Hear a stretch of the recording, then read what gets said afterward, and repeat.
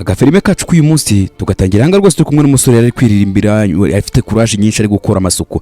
Gusa hari umukobwa waje rwose, uyu mukobwa mwita Yolene. Akimara kuhagera umusore nuko nguko akomeje rwose ari yibere muziwe, yibere mu tuntu tw'utuziki, afite courage nyinshi cyane ari gukora akazi bisanzwe rwose. Akora akazi rwose ko gukora amasuku. Muri uwo mwanya umukobwa yaramusuhujije ati se muraperi wacu umeze ndaramubwira ati ni neza ndi kugerageza kuzana nitozo kuzamvugisha wa mukobwa mwiza bita Milena. Hari nako yamubwiye ati reba ukuntu tuzatugenda nkwereka ukuntu rwose nzamutwara neza mfasha muri protesheri. Komeje kumutera injuga, komeza kwasaba komeza gukanda subscribe yuti tubana buri munsi budufilime nk'utu ngutu twiza. Umukobwa yaramubwiye ati yego mu by'ukuri ibintu byo kumadaringa ntago ari ibintu byawe pe. Umusore yaramubwiye ati iyi ni ibintu byanjye, ariko buri wose bituma ngira no courage yo gukora akazi kanjye neza. Muri uwo mwanya yaramubwiye ati ariko gatoya wanyemerera basi byibuze nanjye nkagufataho gato nkakwereka ukuntu tuzatugenda mu muhanda ibintu ari sawa. Muri uwo mwanya ayana ko bakunda gutwereka abantu binjiraga mu kazi bisanzwe binjira muri company. Umukobwa aramubwira ati se ubwo koko urabona bikwiriye? Usigiye umukobwa yaragiye kugenda aramubwira ati mfite akazi kenshi, ariko umusore akomeza kumubwira ati rero wigenda mbabara byibuze nanjye testingeho gake byibuze ukuntu nzajya mba ndi kumwe nawe mbyimagine none ndi kumwe n'umukobwa mwiza nkawe. Yolene yaramubwiye ati ariko wakoze akazi kawe wajya umenya uwo uri we, ukamenya ko ukwiye gukora akazi kawe ukava muri ibyo bintu byo gukunda abakobwa niki. Urabona ko ibintu byo gukunda abagore bubatse ibyo bintu ari sawa. Yakomeje kwitegereza ariko mu by'ukuri yaramubwiye ati none nta ribi ko nabizi rwose nta ribi ryawe. Bakomeza gukina rwose nabashuti cyane. Yamufashe akaboko aramubwira ati ngwino hano nkwereke. Ibyatinze muri uwo mwanya yaramuzanye amwishyira ku ruhande aramubwira ati noneho reka nkwereke ko tubigenza.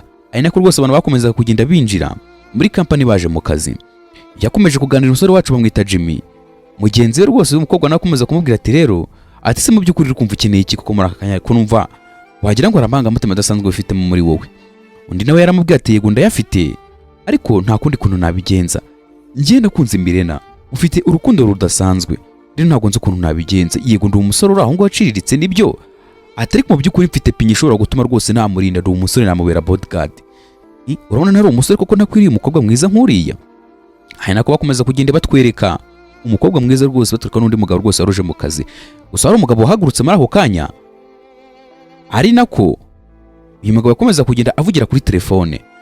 Gusa umwe muri bo yaramubwiye ati rero mabuja ari mapuro nyinshi mfite ngo umfashe kuba twasinyaho, ubaye ufite umwanya rwose wabimfashamo rwose tukabikora neza cyane. Ese wabinkorera ukazinsinyiraho rwose ko hari abantu bazikeneye.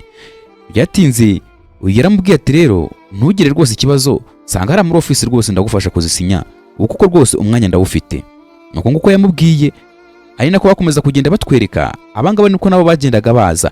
Gusa muri uwo mwanya Yolene yahise abwira Jimmy aramubwira ati kubura nta kintu uri kumva. Undi ati nta kintu na kimwe nitayeho kumva, njye nabaye nk'umusazi. Ari nako bakomeza kugenda baburana. Yolene amubwira ati ariko se wa musore wigena yereye nkubwira koko wajya ureka yego turi inshuti atari ko bino bintu bisa nk'ihungabana. Jimmy yaramubwira ati please umbabare ntuzagire umuntu uzabibwira, uzaceceke rwose ntuzandaburize sibyo. Nizere neza ko utabikora dore turi inshuti magara nta kuntu byagenda kose. Gusa muri uwo mwanya hari umugabo waje arababwira ati ariko se muba muri mu biki rwose ibintu ntabwo nakomeza kubyihanganira. Undi ati se rwose boss nta kintu na kimwe dukoze usanze rwose duhagaze. Yatangiye kubabwira ati rwose mbafashe muri gusomana. Yaragiye gukubita Jimmy. Wa mugore uyu mugore bamwita Milena yaramubwira ati please ntago ari byiza rwose kurwana, ntago rwose kurwana ari umuti wo gukemura ibibazo. Ahubwo se ni ibihe bintu ubonye ni bigenze bite ubundi muri make munsobanurire neza ukuntu ibintu rwose bigenze ku buryo cyo umugabo wanjye ashobora gufata ikimezo cyo kuza gukubita uyu musore. Yolene yaratangiye kugenda amuganirira aramubwira, atangiye kugenda nyine yinyuramo yabuze uko bigenza kubera n'ubwoba bwinshi abakobwa bagira ubwoba. Ariko muri ako kanya igihe yaragiye kuvuga Jimmy rwose yahise atangira umukobwa atangiye kugenda ajijinganya aritanguranwa aramubwira ati oya rwose mu by'ukuri rwose boss nta kintu kirenze twari turimo gukora, twari turi kuganira tumeze nk'abantu bari gukina theatre, murabizi turi inshuti zisanzwe nta kibazo. Boss yararakaye aravuga ati rwose ntabwo numva ukuntu umuhungu nkawe uzaza kuri gunteretera abakobwa niki. Yararakaye agira umujinya. Umugabo ushaje ugira irari ryinshi. Ariko umusore aravuga ati rero ni imyaka turimo, ati si imyaka turimo uri kubona hangara aho gukinira, warakuze ujye umenya ko uri umuntu w'umugabo ntago ibintu byo kuza wirirwa ukina n'abakobwa ejo nizaza nsanga mwana aryamanye. Undi ati rero njye rwose ndi kumva ibintu muri gupfa rwose ari ubusa kandi mfite akazi kenshi ko gukora. Ni umugore rwose w'ikagare uzi gushaka amafaranga. Arambwira ati rero ntago nzi kundu kwita ku bintu nk'ibi ngibi by'amafuti kandi dufite ibintu byinshi byo gukora. Rero gifite ibintu byinshi byo kwikora rero reka nigendere muze gusigara rwose mu bidiringa baraza kuza kuba bansobanurira. Umugabo aravuga ati nta kuntu nabyumva, ni gute ushaka kunsuzuguza ubwana nk'ubu ngubu ndi umuntu w'umugabo wawe? Aka gasore rwose ndashaka ko rwose ukirukana ntago byavamo. Buri gihe mara nsanga ibintu nk'ibi. Umugabo yashatse kwirukanisha Jimmy ku kazi kubera ko Jimmy yaje asanga yegereye no mukobwa. Gusa Jimmy yakomeje gutakambara avuga ati rero mu by'ukuri babyeyi banyakubaha rwose mu mbabarire, aka niko kazi konyine mfite. Gusa mabuja we yaramubwiye ati humura ntugire ikibazo, ntago ndi buze kuza kukwirukana rwose, ntugire shida. Gusa umugabo yakomeje kurakara aramubwira ati ntago ndi kumva uburyo ukomeje kunsuzuguza aba bana, aba bakozi, ni umugabo wawe tubana, ni gute ushobora kunsuzuguza bano bana? Umugore yaramubwiye ati ntako gusuzuguza, atari ku muti wanya wo gukemura ibibazo, ntago ari gufata umusore nk'uyu nguyu ngo mwirukane. Ndabizi neza Jimmy n'umwana mwiza nta makosa yakora. Ibyatinze yahise agenda, ari nako umugabo yasize ahangaha avuga ati muzabibona. Wa musore we, ndaje nkwereke ko ngiyewe rwose nta mikino ngira, ndi umugabo hamye kandi abagabo bashaka ibyubahiro naho bidakenewe. Gusa Jimmy yasigaye ngaho yifashe ku mutwe avuga ati koko please mbabara rero ukuntu ngushyize mu kaga, ubu bagiye kujya kunyirukana nawe bakwirukane, koko ibintu nk'ibi koko nibyo nkoze. Yakomeje kwicira urubanza, ariko mu by'ukuri natwe muri mwarebye neza Jimmy rwose n'amakosa yari yakoze rimwe byo kwicira ingiro usanga umuntu nyine yisanzura ku wundi. Gusa Yolene yaramubwiye ati nabikubwiye kuva na kare, atari ko rwose uriya mugabo ndabizi neza agira umushiha, gusa ariko ntugire ikibazo, ndabizi neza rwose ibintu bizagenda neza, naba bacuti cyane naba besto. Gusa Jimmy yakomeje kugenda asigara aho ngaho mu kazi bisanzwe, ari nako batwetse rwose madamu wacu yaraje ahita agera mu biro kugira ngo akurikirane akazi neza. Umugabo nuko nguko rwose yahise aza ahita amusanga mu biro. Akimara kugera mu biro yaraje yegera umugore atajya kugenda amuganiriza, aramubwira ati ko se madamu uri umugore, ese niba ushobora gutekereza kunsuzuguza imbere y'abari abana, ubona ndi iki cyawe imbere yawe? Umugore aramubwira ati nuko ari gukomeza ibintu, ariko ntabwo nagusuzuguje mugabo mwiza. Umugabo atangiye kumubwira ati rero usigaye warabaye CEO w'iyi kampani kubera ko ufite amafaranga menshi usigaye nsuzugura, uri kubona ibyo bintu bikwiriye koko? Umugore aravuga ati ntabwo nkwiriye kugusuzugura, ni gute nshobora gusuzugura umugabo wanjye tubana? Undi ati ndi kubibonesha amaso. Yakomeje kugenda yikananshura amubwira ati rero reka nkubwize ukuri, njye rwose ni business rwose, nutirukana uriya musore ngenda yivamo, ntabwo rwose nshobora kubaho muri iyi business, kandi ndetse nutemera ko uyu musore ava muri iyi kampani nzamwiyukanira kandi uzabyibonera. Umugore yaravuze ati rero ngaho ugenda kure wumva ikintu cyose wumva ushaka, niba utari kubasha kunyumva cyangwa utari kushaka kugira ngo tubaye dukurikirane kampani neza, ukumva ko rwose icy'ingenzi ari kwirukana umukozi, genda bikore rwose ngo uhaye uburenganzira uko ubishaka. Umugabo yikoze mu makote aravuga ati ntabwo napfa kumwirukana kubera yuko wowe utabishaka, ariko uzabibona azagenda kandi azabibona mu buryo nawe ubwawe utakekaga ko yagendamo. Ndaje nzabikwereka bariya bana ibintu barimo, ubutaha ejo bundi uzaza usanga rwose baje bari kuryamanira muri office yawe. Umugore aramubwira ati ese ibimenyetso bigaragaza neza ko ari abana baryamana ni ibihe koko? Usibye gukomeza kwiyenza cyane, uri kubona ko ari ikosa n'imwe bakoze? Undi ati ntabwo mbyemera, sinabyumva, sinshaka no kubitekereza, atari ko wowe uzabibona, uzamenya neza yuko rwose hari ibintu rwose byo kudakina nabyo. Akomeje kugenda mutaga iminsi, hari nako rwose tukomeza kubona uyu mugabo afite amashagaga menshi cyane. Ni kwa kundi ubusanga abasaza bagira irari, avuga ati akana keza kose kabayeho kose nta muntu ukwiriye kukavugisha, kandi arakuza afite umugore. Gusa umugore ni yari atarabasha kuba yabikenya amenye ibyo ari byo. Gusa n'ibyatinze baje batwereka umugore yitegereza umugore, nako umugabo yitegereza umugore. Uyu mugabo bamwita John. Muri uwo mwanya batweretse wa mukobwa wacu Yolene aje agana ku biro bya ntuza bya directeur wabo uyu nguyu Mirena. Akimara kuhagera Mirena yaramubwiye ati umukobwa mwiza umeze ute? Undi ati rero nkeneye ko umpereza amakuru ya nyayo kubijyanye rwose n'ibyo uyu mugabo wanjye akomeje kugeraho ikibazo gikomeye cyane. Hari nako bakomeje kutwereka, batwereka rwose wa mugabo wacu yitegereje wa muhungu wacu bita John wita nuza Jimmy ahantu abika igikapu. Akimara kuhitegereza umugabo yari aharebye aravuga ati noneho shuwadiro yabaye shuwa, ndabibonye noneho mbonye ukuntu nzabigenza. Yahise amwitsimba kugira ngo ataza kuza kumubona. Jimmy wacu nuko nguko rwose yaje kugira ngo akomeze yikoberera akazi kiwe bisanzwe, agenda kubura muri office. Uwo mugabo akimara kubona ahantu umusore wacu ahisha igikapu, nuko nguko yaje asatira ahantu icyo gikapu wa musore akibika. Akimara kuhegera yaraje afata akabati umusore abikamo igikapu, abara agafunguye. Akimara kugafungura yahise afungura imashini y'igikapu cy'umusore. Ese koko uyu mugabo agiye gukora iki? Hari ibintu yashyize mu gikapu cy'uyu musore ari nako rwose yisongera igikapu aragifunga ahita agenda. Bakomeza kongera kutwereka hanga batwereka wa mukobwa wacu. Yolene akomeje gusobanurira boss bamubwira ati mu by'ukuri bibaye byiza rwose nabwira Jimmy akaza akabisobanura neza nibwo byaba byiza kurushaho. Abashaho yarabimwemerera aramubwira ati noneho ugenda wowe umubwira ze hano tubikurikirane rwose nta kibazo. Kuko rwose iyo Mirena akomeza kwibaza rwose ukuntu ibintu bimeze. Umugabo akomeje kugira igishyika, akomeje kugiza ikibazo, atangira gukomeza kugenda byibazaho cyane ati ariko se mu by'ukuri koko umugabo ntabwo yaba ari mukuri, yashatse gukora iperereza. Gusa umugabo yaraje aravuga ati noneho muye n'ikibazo gikomeye cyane, ngiye rwose nagiye muri office yanjye rwubura umukufi wanjye wa zahabu wari urimo, ntabwo nzi ahantu rwose wagiye, ariko tumaze kubona neza ko uyu mugabo yagiye mu gikapu cy'uriya musore, ntabwo tuzi ibintu yashyizemo. Gusa muri uwo mwanya umugore aramubwira ati umukufi wa zahabu ushobora kuba wabyogeka wawusize mu modoka. Umugabo aramubwira ati reka musiga mu modoka njyewe, ntabwo bibaho rwose, ndabizi neza nawe wisigiye muri office, ahubwo ndakeka ko ari abakozi babashobora kuba bawibye. Uyu mugore Mirena yaravuze ati ndakeka ko mfite abakozi beza kandi b'abana beza batapfa kutigika gukora ibyo bintu, ntabwo babikora rwose ndabizi. Kuko yakomeje gusobanurira umugabo wiwe. Gusa umugabo we kubyumva byari bigoye cyane kuko mu by'ukuri nawe yarazi ibintu yari amaze gukora. Uyu mugabo biragoye, kubana nawe biragoye cyane. Yakomeje kumubwira ati rero urakora uko ushoboye kose tumizeho inama kugira ngo tubanze tumenye uko ibintu bimeze. Umugore amubwira ati nta nama ndi butumizeho. Umugabo akomeza kumubwira ati se ni gute udashaka gutumizaho inama? Ntabwo uri kubasha guha agaciro umukufi wanjye wa zahabu uza amafaranga nawuguze, genda ubatumize bose bazanga tubasake, ndabizi neza umukufi wanjye nibo bawufite, urashaka kumfata nk'ikigoryi ngo nabibagiye umukufi? Umugore akomeza kumubwira ati rero mbabarira rwose nta mwanya mfite, tuzabikurikirana ubutaha. Ari nako rwose Yolene ndetse na Jimmy bakomeza kuza kubera ko yabashakaga. Bakimara kuhagera Jimmy yatangiye kubwira madamu ati madamu Mirena nagira ngo ze rwose ahangaha numvaga munkeneye. Umugore aramubwira ati rero nta kibazo mwe mugiye tuzabikurikirana ubutaha, ndi mu bindi bibazo rwose binjagaraje bitanyoroheye. Uyu mugore aho kugira ngo basi bibuza kuri business yigende neza cyane rwose, umugabo akomeza kugenda amutesha umutwe mu buryo budasanzwe. Gusa muri uwo mwanya Mirena yese babwira ati se nta mukufi umugabo wanjye mwabonye? Abana baratsembye baravuga ati oya ntawo twabonye. Gusa umugabo akomeza kuvuga ati ndabizi neza rwose umukufi wanjye namusizemo hariya, kandi abakozi wawe nibo ntekereza ko bashobora kuba bawutwaye, rero umwe muri mwebwe niwo wawujyanye.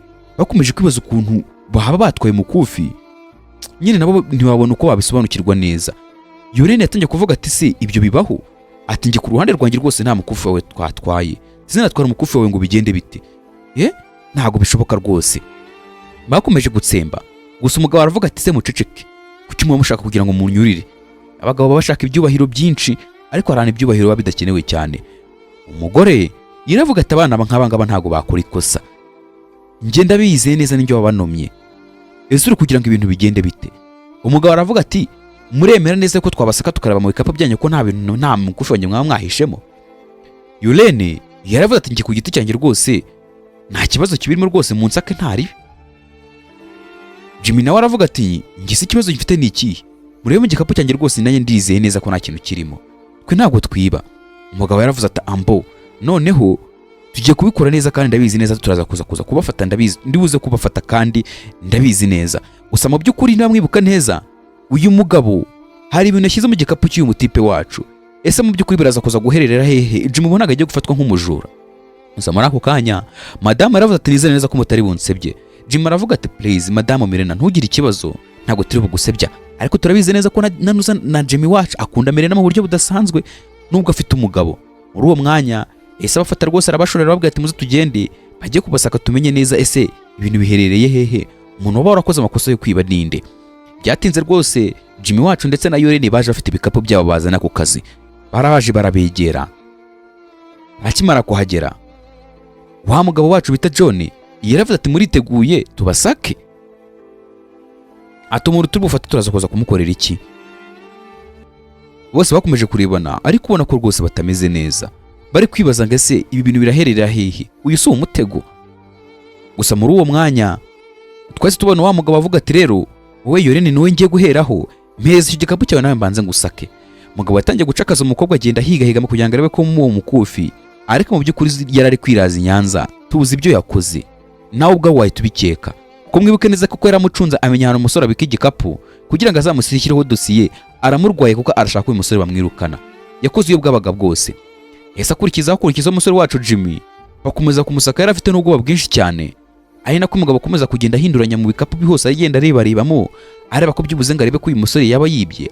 Akimara kurebamo wa mugabo yahise amureba mu maso aravuga ati ibyo navugaga si ngibi amba umuhungu wacu tumufatanye igihanga. Ese koko muri kumva ngiye nababeshyaga? Nago nakore kosa ryo kubeshya ndi umuntu w'umugabo. Jimmy bararebanye isoni ziramwica, bose baratungurwa. Yatangiye guhakana aravuga ati please ntago ari njye wigeze ushyira uyu mukufi mwahangaha. Umugabo aravuga ati se umukufi ugira amaguru uhizanye mu gikapu? Igikapu cyawe so ubuza hano kibika hari undi muntu uhazi? Bose baratunguwe cyane. Jimmy aravuga ati please wimfata nk'umujura. Gusa ari na Mire nayo yatangiye kubitekereza aravuga ati si ibi bintu bibaho, naba ntunze umusore w'umujura.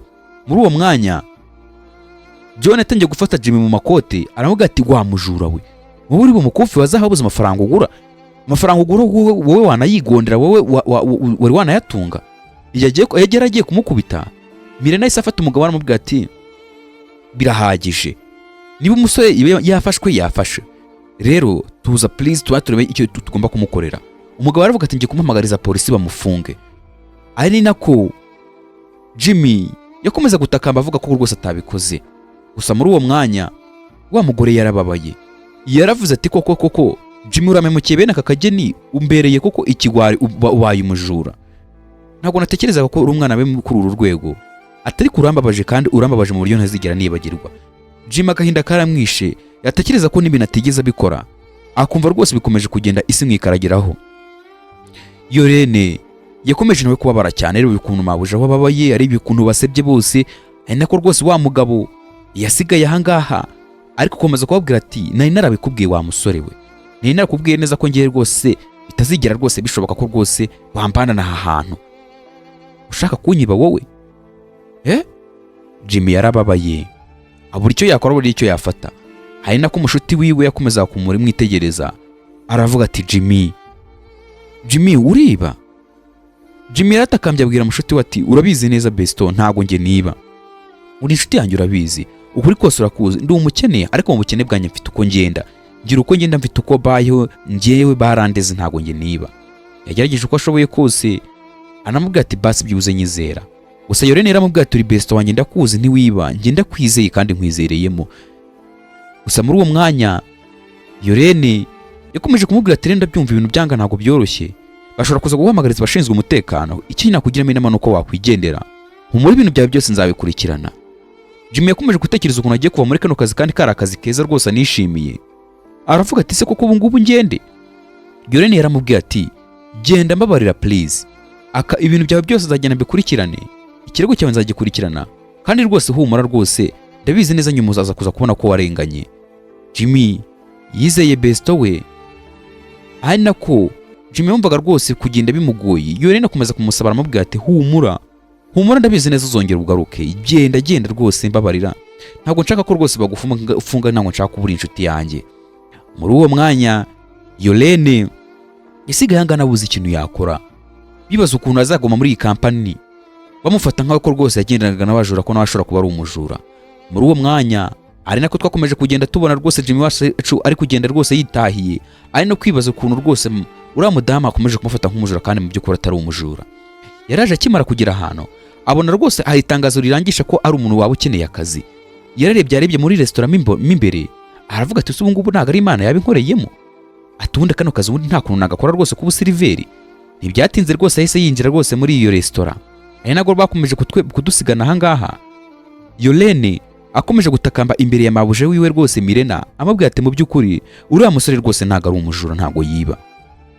Ari nako rwose Mirena akomeza kumubwira ati se ibimenyetso rwose byagaragaje neza ko uriya musore ari umujura, ni cyo kintu wowe ushobora kunyereka kigaragaza neza ko atari umujura? Byagaragaye yibye, nta n'ukundi ibintu byagenda, mwambabaje mwampemukiye ariko ntabwo mwabuze byose.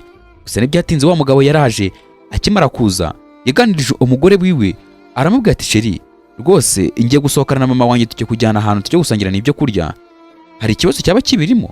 Umugore rwose yaramubwira ati hose humura nta kibazo mugabo mwiza, genda rwose musangire, humura rwose akazenda asigara nkakora neza cyane. Uyu mugore kubona ko asa nkaho ari we ukuriye iyi kampani uyikontorora neza. Nako Mirena yakomeje kugenda aganiriza Yorene aramubwira ati byagaragaye umusore yagiye, nta n'ukundi ibintu byagenda, wowe komeza ukore kazi kawe nk'uko bisanzwe. tuzabimenye tuzanyuma ibyabyo inyuma. Ariko mu by'ukuri byamaze kugaragara neza ko uriya musore ari umujura. Uriya musore yarasebye. Irene yakomeje kugenda yicara ahangaha yibaza ikintu yakora kugira ngo basi byibuze umusore wacu agaragare nk'umwere, ariko mu by'ukuri nawe byari byakomeje kumugora gukomeza kubaho rwose atari kubona inshuti yiwe magara bahoranaga bagendana. Yahise afata telefone arahamagara. Batweretse Jimmy wacu aje kureba umuntu umuhamagaye. Yaraje ahita afata telefone, akimara kuyigeraho yarebye abona ni Yorene. Yaramwitabye aramubwira ati se mushuti wanjye umeze ute? Akomeje kuganira, undi aramubwira ati nukuri ndagukumbuye, ati muzi igihe kinini utaba rwose inaha. Undi ati rero humura rwose ndetse hano imbere rwose ya etaje y'umweru, ubu niho nsigaye nkora muri restaurant. Undi ati se wabonye akazi usigaye ukora? Wabonye kandi kazi? Ati yego ndagafite, ndetse ubu rwose ubu ngubu nsigaye rwose ntaga serivisi zizo mu bijyanye n'ibirori n'ibyo kurya nsigaye nteka. Ntabwo bizi ko yari impano yanjye nzi no guteka. Undi ati ndabizi nibuka cyagiye untekera wantekeye neza.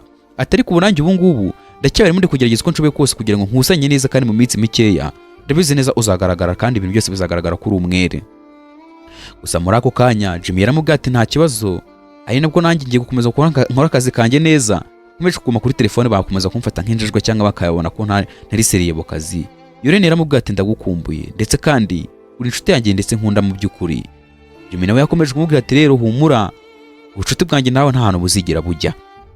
Asize rwose Jimmy amaze kwakira telefone na besto wiwe yakomeje gutumika akazi kiwe nk'uko bisanzwe. Ntibyatinze muri uwo mwanya batweretse Yorene aje rwose agenda yitsimbatsimba kugira ngo atagira umuntu umubona. Yinjiye muri office. Akimara kugera muri office yafunguye imashini ko mwibuke neza ko afite umugambi kugira ngo amenye neza ko ibintu byose byagenze. Yarebye mu mashini, areba mu mashini kuntu amafoto ya kamera yafashe. Yararebye abona rwose wa mugabo wa Ntuza wo Mirena hari umukufi yashyize mu gikapu cya Ntuza cy'uyu muhungu wacu. Jimmy yahise asohoka igitaraganya. Akimara gusohoka yahise akubitana Ntuza na Mirena aramubwira ati mu by'ukuri mfite ibintu nshaka kukubwira kandi birihutirwa cyane. Ati se basi byibuze wanyumva? Umugore aramubwira ati nta kibazo. Ati se kuko ibyo bintu birakenewe cyane ku buryo byatuma umbwira ako kanya. Ati ngwino nkwereke ikintu cy'ingenzi kandi gikenewe cyane, ndabizi neza uraza kuza kubona ari ukuri. Akomeje kutwereka none hakuno batwereka rwose wa mugabo wa Mirena ari kumwe n'akandi karashika karamubwira ati my love, ahantu uzanye ndi kubona rwose ari heza, ese twakwinjira? Bahise binjira. Mwibuke neza ko yabeshye umugore wiwe neza ko ngo agiye kujyana na mama yo gusangira muri restaurant. Mirena bamweretse amashusho neza y'ukuntu umugabo wiwe yafashe amukufa akawushyira mu gikapu cy'umuhungu wacu Jimmy. Nawe yarabirebye biratungurwa cyane, aravuga ati rwose ibintu ntago bibaho. Ese John ashobora gutekereza gukora ibintu nk'ibi ngibi? Yafashe umwana wanjye w'umuhungu w'umukene nizaniye nifondeye amuhindura umujura neza neza, amuhindura umweru burundu. Yarababaye Mirena aravuga ati se koko umugabo wanjye kundi ari ugiye kumagama, narinzi neza ko abakozi bashobora kunteza ibibazo nkabona mbona umugabo wanjye ntazi byiwe.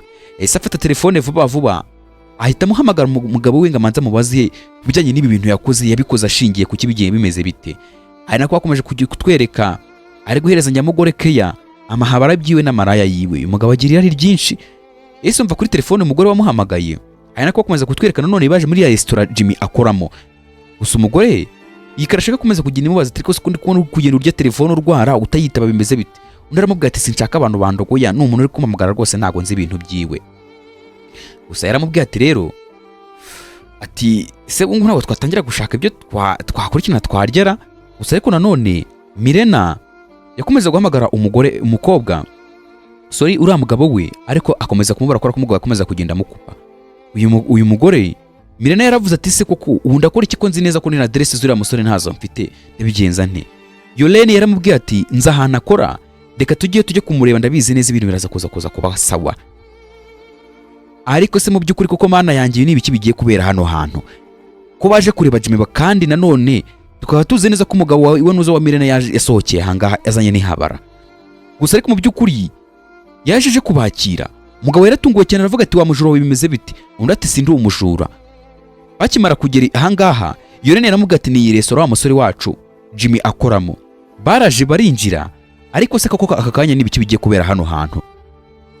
Umugabo yatangiye kuvuga ati rero ngiye kukuraburiza mbwira abantu bose neza ko bahaye umukozi bagahereza umukozi rwose akazi, ariko mu by'ukuri uyu musore yakomeje kugenda amuteza abantu avuga ati wa musore uri umujura. Umusore aravuga ati sindi umujura, ni nta kibazo cyanjye. Ese ko navuye muri business yawe kuki gushaka kugira ngo nteze abantu ngaragaza ko ndi umujura? navuye mu byawe, waretse nkikomereza akazi kanjye nk'uko bisanzwe. Yakomeje kumuteza abantu, akomeje kugenda avuga ati uyu musore ni umujura mwamuhereje akazi, azabiba, mumuhamagarize abashinzwe umutekano bajye kumufunga, umusore n'umutekamutwe. Ntibyatinze muri uwo mwanya, igihe yari ari kuvuga ari kugenda avuga ati dore umujura, uyarya habara ryakomeza kumubwira ati have, ari nako rwose Mirena yahise yinjira avuga ati umujura wa hehe. Yarahindukiye agikubita amaso umugore we, nawe yabuze icyo yavuga, byaramurenze. Aravuga ati se Mirena ko nzi ko nagusize mu kazi, waje ahangaha gukora iki? Wancunze. Umugore yaravuze ati se uriya n'umugore wawe? Ibi nibyo koko cyangwa urabeshya? Umugore yaravuze ati dore ngiyi impeta, twarasezeranye imbere y'amategeko. Undi ati ye, ati ko wambeshye ko nta mugore ugira? Jimmy yakomeje kubyitegereza, umugabo akomeza kugenda amusobanurira amubwira ati rwose ndanyira ngo usobanurire, ihabara ryamukubise urushyi, ibaze no kubona ihabara ari gukubita urushyi imbere y'umugore wawe. Nta kintu cyambere kibaho giciriritse nk'icyo ngicyo. Umugore byahabara ryese rimusunika rita n'umucaho rita ryigendera, ravuga ati wamubeshye w'umugabo w'indayo urangaho. Ari nako Mirena yakomeje kugira agahinda, aravuga ati mu by'ukuri nibi ngibi wahoragamo. Umugabo atangiye kugenda yisobanura, avuga ati mugore mwiza rwose umbabarire, nabikoze ntabishaka. Umugore yatangiye kumubwira ati rero nkubwire, sinkeneye kongera kukubona mu rugo rwanjye, ndakwirukanye burundu, ndetse kandi ntuzongere kongera kungaruka mu maso yanjye. Genda ugumane nayo mahabara yawe rwose, none ukuntu wafashe umusore wanjye ukamubeshyera. Nuko yamubwiye. Jimmy yaraje yirukanse imbere y'uriya mugore kugira ngo amufate. Jimmy yahise akubita igipfunsi rwose uramuga kuko n'undi yari amaze guseba imbere y'aba bose, ahita yigendera. Ari nako rwose ubona ko ikimwaro cyaramwishe, nta gisebo cyambere kibaho nko gusebera imbere y'umugore wawe n'abana batoya. Yorene yahise avuga ati wa mugabo w'indashima, n'ukundi ntabwo tuzongera kongera guhuza nawe. Umugabo yasigaye ahangaha abuze uko yabigenza. Batweretse rwose Mirena agiye kwitura hasi kubera kugira na stroke n'ibiki na stress nyinshi. Jimmy yahise amufata, aramubwira ati please wigwa rwose, nabibonye neza ko ushobora kuza kugirira ikibazo mu muhanda. Mirena yarishimye, aravuga ati se koko mu by'ukuri ni wowe ntabaye kandi narakoze ikosa ryo kukwirukana? Undi ati Jimmy birakwiye, kubera ko umaze kubona neza, umaze kubona ibimenyetso, byari bigoye kugira ngo mbe umuntu ushobora kuba umwere muri aka kanya. Gusa Mirena yamusabye imbabazi, aramubwira ati rero umbabarire, nagira ngo wongere ugaruke muri company. Wa musore uri umwana mwiza, twamaze kumenya neza yuko uriya mugabo ari wakugambaniye kugira ngo wirukanwe. Rero ntugire ikibazo rwose, uzamfasha uzongere ugaruke muri business yacu. Yakomeje kumutakambira, anamubwira ati namaze kubona ko uri umwana mwiza, nta n'iribi ryawe, nta n'umutima mubi. Rero ntabwo natekereje kabiri, maze kubazaho kandi subscribe kugira ngo tubana buri munsi kudufilime nk'utu ngutu twiza cyane tumeze neza. Yatinze Jimmy wacu yaravuze ati ndabyumva, kandi nanjye nkomeje kubashimira rwose kubw'icyizere mwongere kugira cyo kongera kugaruka muri business yanyu. Baraganiriye biratinda. Hari nabwo yakomeje kumubwira ati uri umwana mwiza. Gusa ariko mbere yaho Jimmy yakomeje kugenda amuganiriza ati mu by'ukuri yego, nubwo ibintu byose bimeze gutya, ariko hari ikintu mfite cy'ingenzi cyo kukubwira. Ndabizi neza nubwo rwose wari ufite umugabo mubanye neza rwose, mwari mubanye neza nta kibazo uri mariye, ariko hari ibyumviro bidasanzwe nagize, hari indoto zahoraga mu mutwe wanjye. Ati se koko waba ubizi neza yuko nagukunze? Gusa muri uwo mwanya Yorene yongera agaruka ati se mabuja umeze neza? Undi nawe yaramubwiye ati humura meze neza nta kibazo, ndashima rurema nta ribi. Ari nabwo bakomeje kugenda baganira. Yorene aramubwira ati se ntago mbarogoye buriya ra? Undi ati nta kibazo, ntago turogoye rwose. Mwibuke neza ko Jimmy rero abwiye Yorene ko akunda neza Mirena ku rwego rwo hejuru tugitangira filime. Ariko muri uwo mwanya Yorene yahise abwira Jimmy ati se wamusobanurire neza ko hari ibyumviro bidasanzwe wamugiriye? Ndabizi neza ndakuraburije wihangane. Nako akomeje gutangira kugenda amubwira uburyo ki yamukunze, yamubonye akamukunda, nubwo wenda ari umusore uranga uciritse nta n'amafaranga agira, ariko yamukunze mu buryo budasanzwe. Yakomeje kugenda bimuganiririzaho, ariko uri kubona ko mu by'ukuri Mirena ni mwiza na Yorene ni mwiza, bose ni beza nta kibazo. Jimmy yakomeje kugenda abisobanura mu by'ukuri, ari nako hirukinga arebe Yorene. Yorene aramubwira ati bivuge ariko ntukajye ugira isoni, mubwire neza ko umukunda, ubishaka kugenda bica ku ruhande. Ariko mu by'ukuri Yorene abimubwiyeho, yarongeye amusobanurira n'amubwira ati mva nkubwire Mirena, ndagukunda, yuko ufite amafaranga menshi, uri umukire, ufite na company zirenze, ariko ntabwo bishobora kugukuraho kuko ngiye nkukunda. Naragukunze kandi ntabwo bizigera bivaho, urukundo nagukunze narwo ruzigera rurekera. Yaramubwiye